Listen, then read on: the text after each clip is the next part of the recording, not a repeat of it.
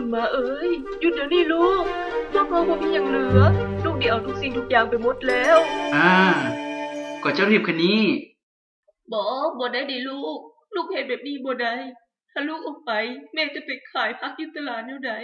ถ้าลูกเอามันไปพวกเขาก็จะอดตายดิลูกแม่ขอห้องละอย่าเห็นแบบนี้เลยปล่อยเดี๋ยวนี้ฮ่าขอจะเอารถทีบคันนี้ไปขายพวกคนต้องการเงินโอ้ยลูกเอ้ยอย่าเห็นแบบนี้สิลูกที่บ้านในเมืองเอ้ยซอยไฟแดงโจรมันมาลักเอารถทีบของโจรอยู่ไสจับมันเดี๋ยวนี้พวกเขาจับมันเลยจับโจร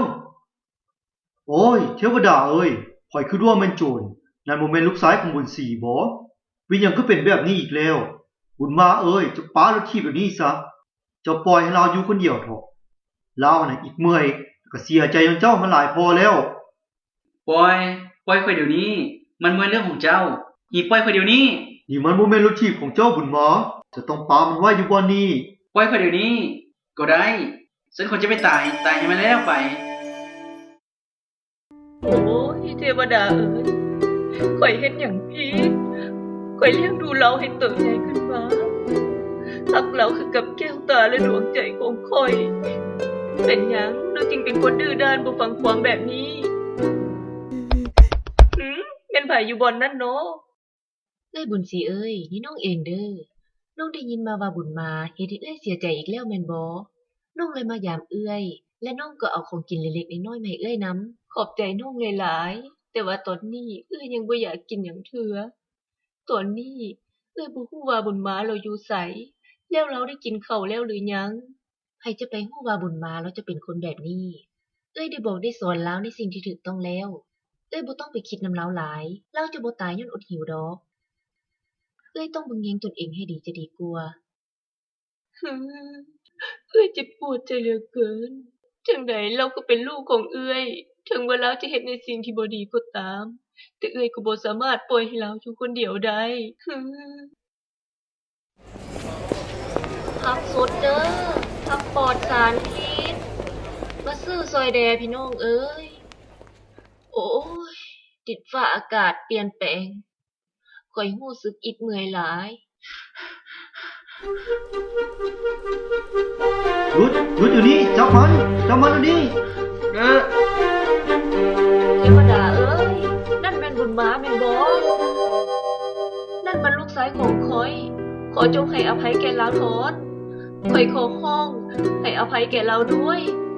ว่าเอ้ยแม่ป้าคนนี้แล้วเป็นแม่ของโจรผู้นี้ซั่นหวะแม่เอ้ยแม่ตื่นเดี๋ยวนี้แม่ฮะเราเป็นลมแล้วเจ้าพาโจรคนนี้ไปหาตำรวจส่งข่อยกับเจ้าพาแม่ป้าคนนี้ไปห้องหมอไว้แม่เอ้ยแม่เอ้ยผู้ที่น่าสงสารของข่อยครบรอบ100 วันแล้วนับแต่มื้อที่เอ้ยจากไปน้องจะเฝ้าดูแลเฮือนศาลให้เอ้ยเองให้เอ้ยสบายใจและมีความสุขอยู่ถึงสวรรค์เด้อเอ้ยน้องแล้วหรือยังพวกเขาต้องไปไว้หลุมฝังศพเอื้อยแล้วไดเจ้าน้องแล้วแม่เอ้ยแม่อภัยแก่ลูกด้วยลูกผิดไปแล้ว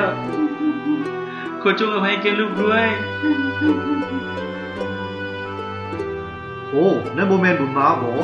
เรามาไว้หลุมฝังศพของแม่เราบ่หั่นแม่เอ้ยแม่ให้อภัยแก่ลูกด้วยโอ้ยฟ้าเอ้ยชีวิตมันสร้างตลกเหลือเกินตอนที่แม่ของเรายังมีชีวิตอยู่เรากับเฮ็ดทุกสิ่งทุกอย่างที่พังไปหมดเดี๋ยวนี้แม่ของเราได้ลาจากลูกนี้ไปแล้วเราสัมผัสมานั่งห้องไห้อยู่บ่นี้เอ้ยบุญศรีเอ้ยลูกชายของเอ้ยเท่าบุญมาผู้ที่เอ้ยได้อุทิศทั้งชีวิตเพื่อเรามื้อนี้เราได้มายามเอ้ยแล้วแม่เอ้ยแม่ให้แก่ลูกปู่ซ่าคนนี้ด้วยหลานต้องขอโทษน้ำสาวหลายๆหลานคิดว่าอยากตายตามแม่ให้ไปแล้วไปแต่หลานกับย่านว่ามันยิ่งเจ็บให้แม่เสียใจไปหลายกว่าเก่าหลานจะเปลี่ยนแปลงตัวเองหลานอยากเป็นคนดีและจะกลับมาบ่อนี้เพื่อมาหาแม่อีกครั้งมารดาก็ผู้ประเสริฐในที่สุดเราก็ฮู้ว่าต้องเฮ็ดหยังคิดได้มันก็สายเกินไปแล้ว